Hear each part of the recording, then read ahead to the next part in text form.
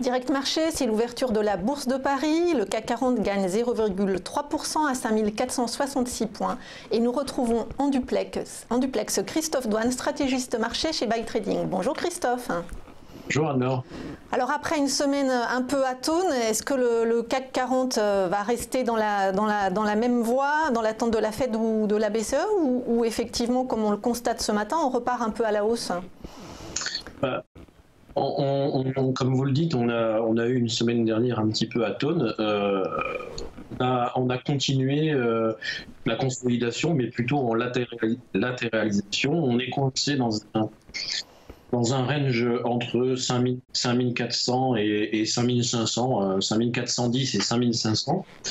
J'avais parlé de la zone des 5450 qui était une zone qu'il fallait conserver par les acheteurs pour défendre par les acheteurs pour essayer d'espérer repasser au-dessus des 5500, mais avec une clôture au-dessus des 5510 pour pouvoir valider. Pour l'instant, c'est toujours, j'ai envie de dire, c'est retour casse-départ. Hein. Comme la semaine dernière, on va commencer la semaine avec à peu près le même niveau, en sachant que par contre, du côté des news, vous l'avez dit en prix de l'ouverture du CAC, c'est qu'on a pas mal d'événements qui vont arriver cette semaine. Il y a déjà demain un élément qui peut être un élément exogène entre la rencontre entre Trump et Kim Jong-un. Ensuite, mercredi, on aura la Fed avec un relèvement des taux. Jeudi, on a la BCE.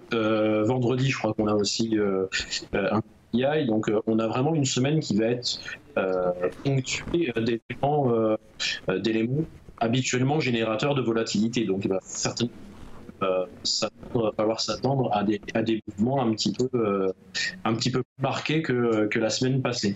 En tout cas, c'est la sortie des 5510 par le haut ou j'ai envie de dire plus précisément des 5380 par le bas qui donnera la suite de la tendance, en tout cas à court terme.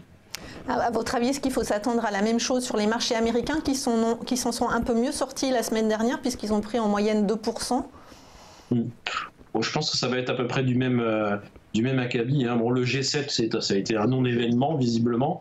Voire un fiasco. Oui, voire carrément un fiasco. En tout cas, ça n'a pas d'impact, en tout cas ce matin, sur les marchés.